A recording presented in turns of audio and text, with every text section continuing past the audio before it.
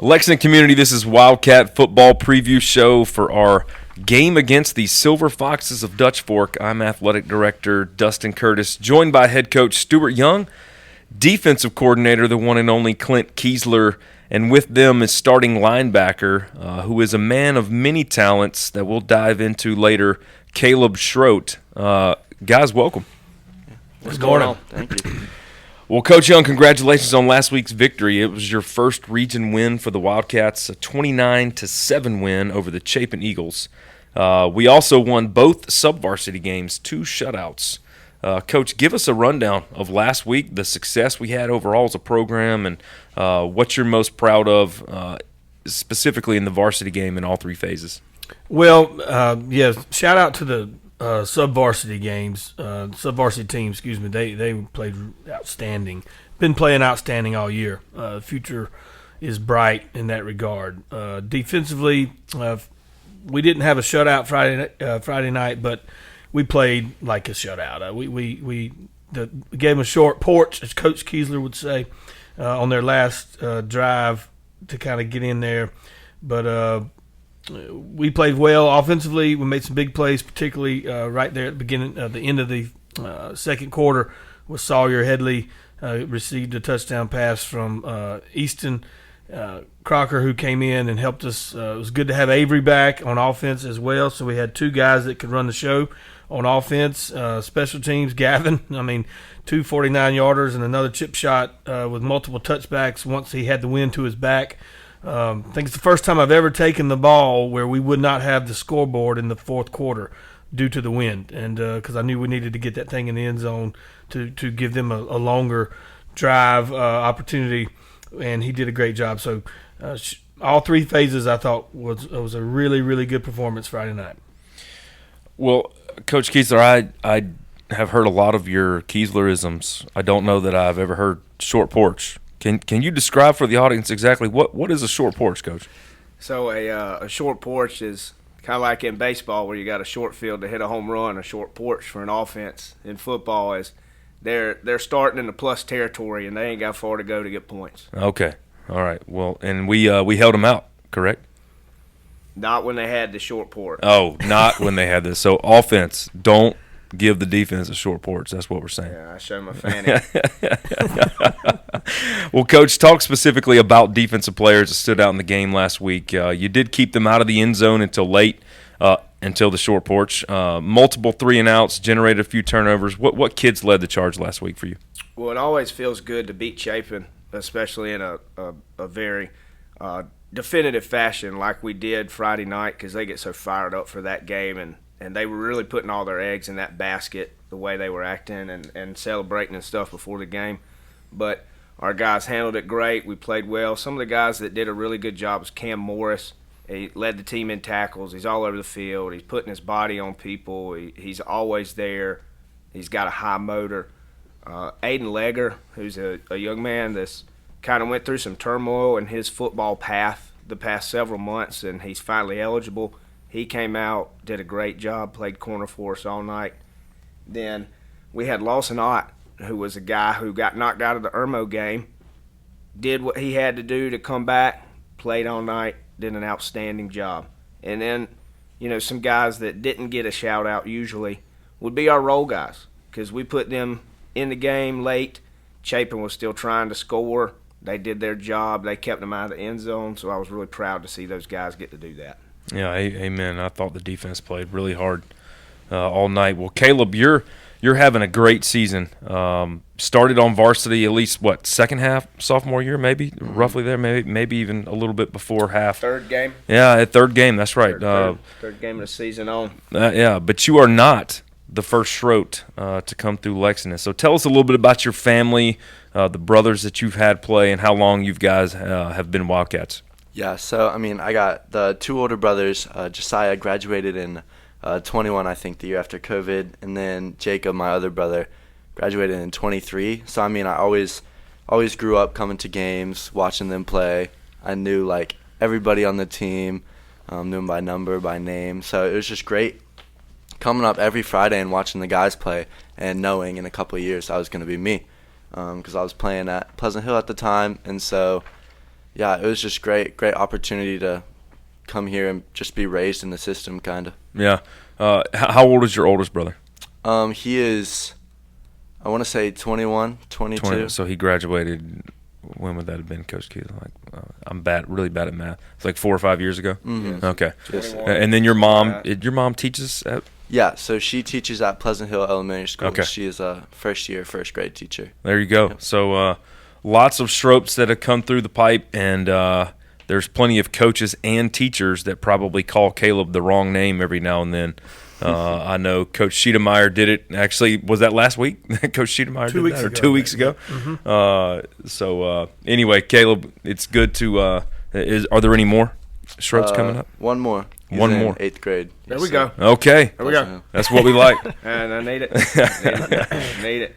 Well, Coach Young, heading over to a place like Dutch Fork for the first time where Coach Knotts has more championships than fingers. How excited are you about the challenge from a coaching standpoint? I know you're a competitive guy, and we talked extensively when you came to Lexington that you wanted to come, have an opportunity to coach 5A at a place like this, in a region like this, for opportunities just like this. And so just kind of what does this game mean to you kind of going into it the first time? Well, it's the first thing I told them Monday before we started practice was what an opportunity. I mean, you get to go play, like I told the team, this has been the measuring stick for the past 2 decades really in 5A. And even – you start doing some research, you realize we've played them 23 times. We've beaten them 8. I even looked up their stadium. They hold 6,600 fans. So it's a big-time environment. Coach Knotts, when you watch, I've never seen them until you pop on the tape this week and you see everything they do is so crisp and sharp. And that's, and that's where you want to be, and that's what an opportunity to go and challenge these guys Friday night. And utmost respect. You always respect your opponent, and when you watch the tape and you see a team that does it the right way that they do, it gives you more respect for those guys. At the same time, as a competitor, man, what have we got to lose? Let's go play our brand of football, be disciplined, do everything the right way, and match wits with those guys. It's going to be a fun opportunity. Absolutely. Coach Keisler, what does their offense look like this year? I know they graduated some guys. They've also had the quarterback from last year who's a highly regarded baseball player. I know he stepped away from football, but I know still, obviously, judging off their record and their ability to put points on the board, that they still present some challenges. So what are they, and kind of what's their style this year? Well, to say that they present some challenges would be putting it mildly. They lost their quarterback. They stepped up as coach's son. He's came in and took over the role there as their starting quarterback, but they also used another guy in there for some Wildcat, running some stuff. But the biggest challenge they do is they have so many formations and so many tight ends and so many H-backs that they'll trade and shift and move. And even when you're breaking down film, I don't even know what to name some of the stuff that they're getting in because they have so many different varieties of formations that they do. And they can do every single play that they do out of every single one of those formations. And they hard count and they go with tempo. And it really puts a bind on what you can do as a defensive coordinator when you're playing teams like that. I think the hardest thing is getting lined up and not getting out of place and being able to make yourself balanced to where you match numbers on each side of the center post-snap to not get outnumbered and give up a big play. And they're so balanced. Sure. Run pass, you can't take away one thing. They're right there at the cusp of being 50-50 all game. Out of every formation, out of every down and distance, they can do it all at the drop of a hat. So they're going to present a big test for us. Yeah, Coach Knotts is a fantastic play caller, sees the box really, really well, trying to get numbers and flanks. But, well, Coach Young, highlight their defense a little bit. What can our fans expect to see from the Silver Foxes? Well, they're big, lengthy, up front. They're same thing on defense. They're in the right place at the right time. Very few busts. Athletically on the edge, they can get after the flats, and they can still play the deep ball. So they can do it all, like Coach said. They present challenges. But once again, I revert back to what I said earlier. I mean, what an opportunity. This is they've been the measuring stick, and we get to see where we stand against that. And I'm excited about it. We've got some more weapons on our arsenal, so to speak, on offense now. He mentioned Aiden Legger. He's also part of the offense a little bit. We've Ian Danson is healthy. Finally, had a little knee injury earlier in the year, so he's been limping a little bit. He seems to be back. Nigel's back. Sawyer's back. Or Nigel's been there, but Sawyer's back. Avery's back, like I mentioned earlier. So we have a better arsenal of weapons that we maybe had earlier in the year.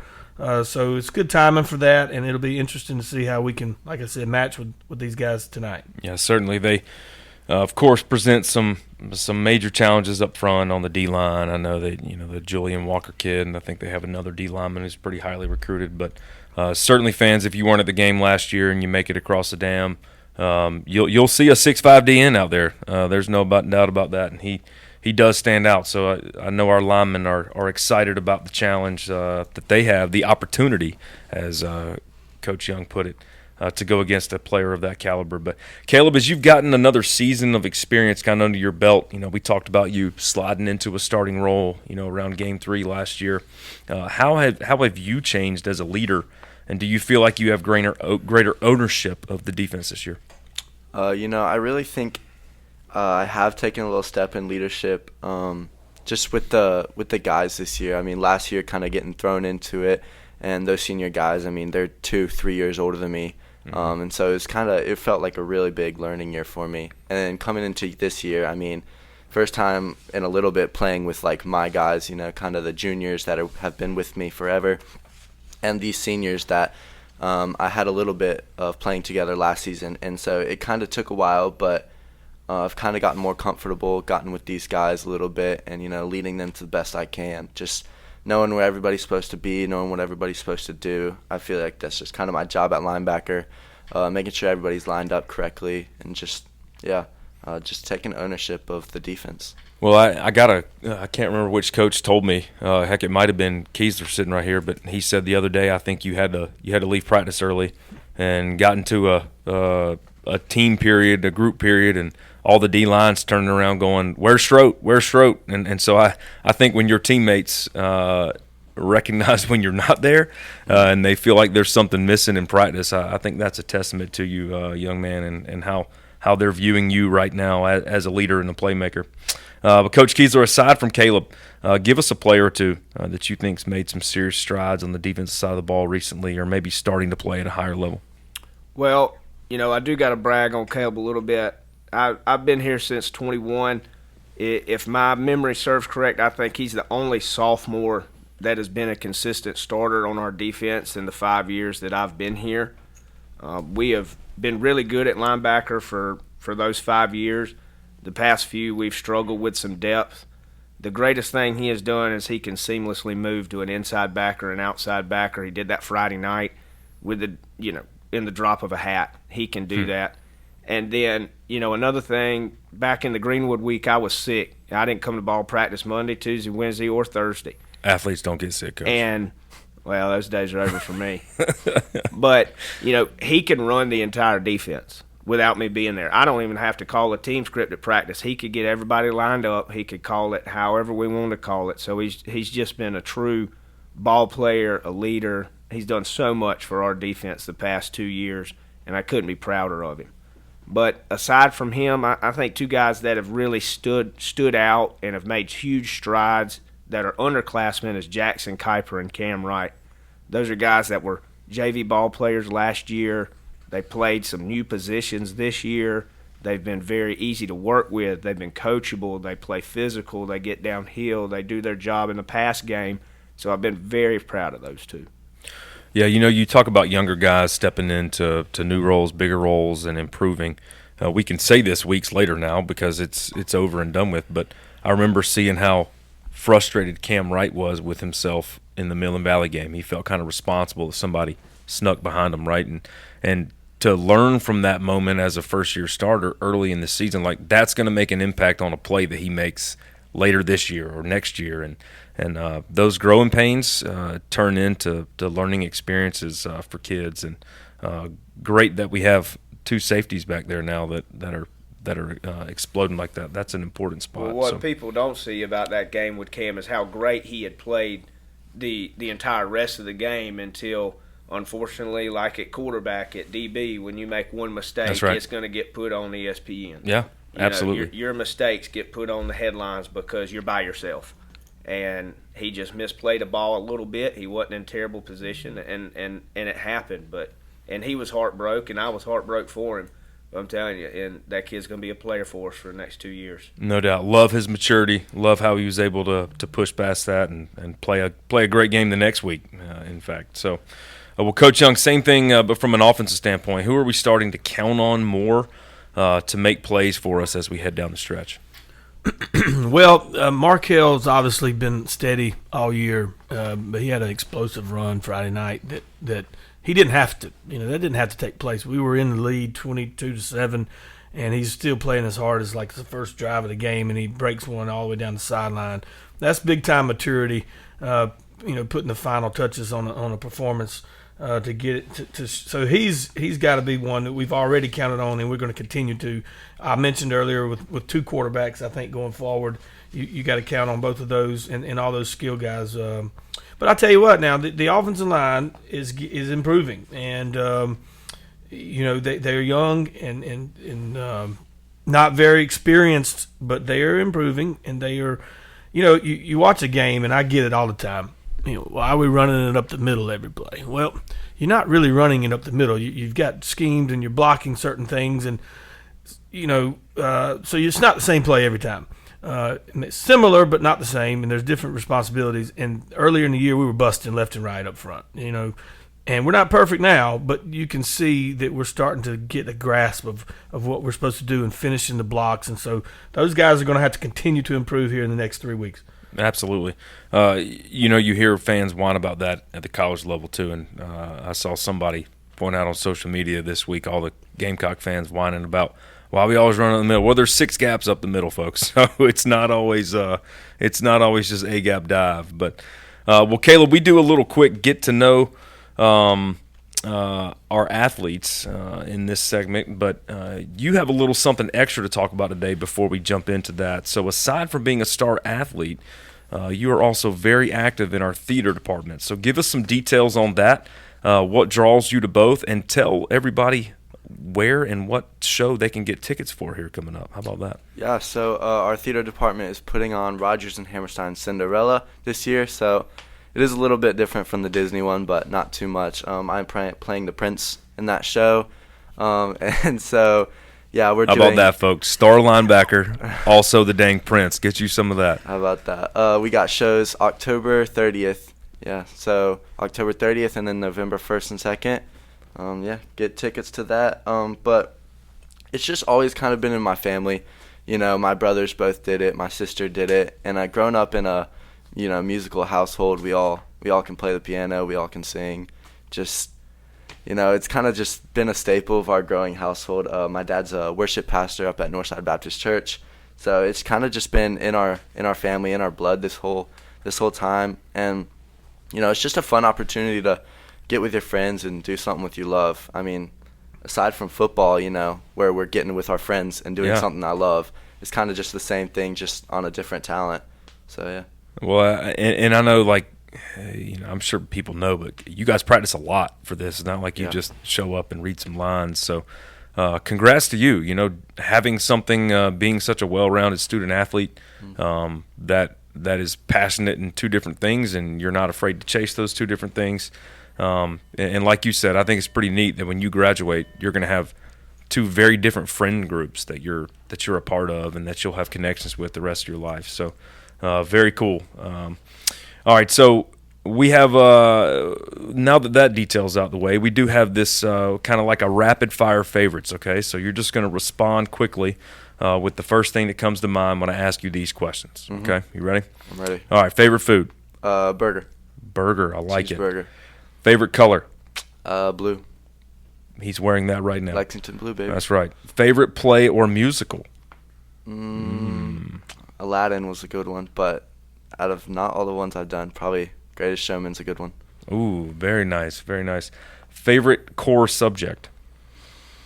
I couldn't just say subject with you because you'd say theater. So Right, core subject. Like science, but pretty good at math, so it could go either way. there you go. Coach Keisler's real good at math too. Mm-hmm. Dream car? Dream car, something sporty. Anything sporty and fast, huh? Let's do it. Favorite dessert? Love a good ice cream and brownie. Oh, brownie a la mode. Had that last night, sir. And a burger. How about that? Exactly. Favorite place you've ever gone on vacation or favorite place to vacation? Love a good beach vacation. We've also done a 2-week trip out west. That was a blast. Oh, I Gone bet. to a bunch of national parks. So I guess if I ask you favorite beach or mountains, you're going to say beach? Probably beach. Probably beach. Yeah. Favorite position? And folks, listen, when I ask this now, you hear linebacker and you just think, oh, it's all the same. Playing inside and playing outside are two very, very, very different things, and this young man does them well. Favorite position to play, though, inside or outside linebacker? I'd probably say inside. Okay. Yeah. I like it.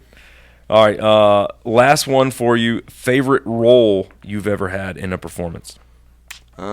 This Prince has been a blast. I also played Aladdin in 7th grade. That was a fun one to do. Oh, that's excellent. All right, I have one more follow-up then. Go for I it. assume you've gone to New York. I have. Yes, So sir. favorite Broadway you've ever attended? Wicked. I saw Wicked Broadway. That was great. Mine would be Phantom.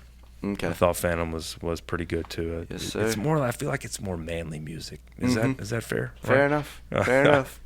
Well, Caleb, that's awesome. Thanks for sharing, man. And Thank you. as we head toward the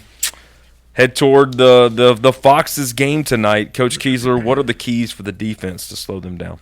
I think staying balanced, getting prepared pre-snap, not falling for the motions and the hard count, and playing hard. When you're going to see some adversity against a team like this, they're going to get some yardage. They're going to get some points.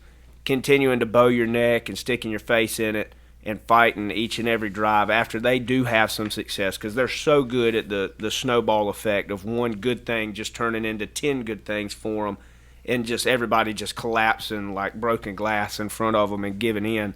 If we can prevent those things, stay balanced pre-snap, and play hard, I give us a good chance to fight in this game. Yeah, Coach Young, your keys to the game overall and what the offense needs to focus on tonight. Well, as long as I'm here and coaching, I'm going to say pretty much the same thing every week. We can't turn it over. We can't make stupid penalties, which we really have done a pretty good job. Friday night, we didn't get a personal foul. The other team did multiple, and we held our ground and didn't react the way that some teams without discipline do, and so I'm proud of that. We didn't. I think we might have jumped off sides one time, on defense, but offensively, we you asked about that tonight. Can't turn it over. Can't have drive killing penalties, and especially early in the down. We can't afford to play behind the sticks tonight on offense. But other than that, just go out there, and like I tell our kids all the time, and this is not, I hope anybody doesn't take offense to this, but 90% of the people that are in the stands that are watching, they're kind of like me on a Saturday sometimes. They're just yelling, block him and tackle him, and they don't really know the intricacies of the offense and defense. But there's about 10% of the people that do, ex-coaches, ex-players at a high level, and I call those the 10%. And what I try to stress to our kids is to impress those 10% of the people. Play the game the right way, be coachable, react the right way, and those are things we've got to do on both sides of the game tonight. Well, Coach Keisler, I think if I'd have asked you that same question, you just said keep the ball and don't give us short porches. There we right? go. See, Coach Young, you had an opportunity to get short porches back in there as a don't do. Fans get tired of them running the ball. I love it. That's right. I love it. Well, guys, thanks so much for joining us. And again, we're going to thank Kyle and Catherine Zellers of Zellers Properties for partnering with us. And for Kyle serving on our Booster Club board. Wonderful family who happily supports the Wildcats. If you have property purchase rental needs, call Zellers Properties. And that's all for our show today. We'll see you again across the dam tonight, but this time at the campus of Dutch Fork High School, 7:30 p.m. kickoff. Guys, you've been awesome. We can't thank you enough for joining us. Caleb, best of luck tonight getting after it with the Silver Foxes, and can't wait. My wife just bought Sunday tickets, so we're going to be at the old 2 p.m. Sunday show for Cinderella, and look forward to that show. Best of luck tonight as we travel to our third region football game. We'll see you next week as we host the White Knoll Timberwolves, which will be our senior night. And again, if you haven't heard, the River Bluff football game has been moved off of Halloween and on to October 30th. Okay, so we're signing off, Wildcats. Hail to thee.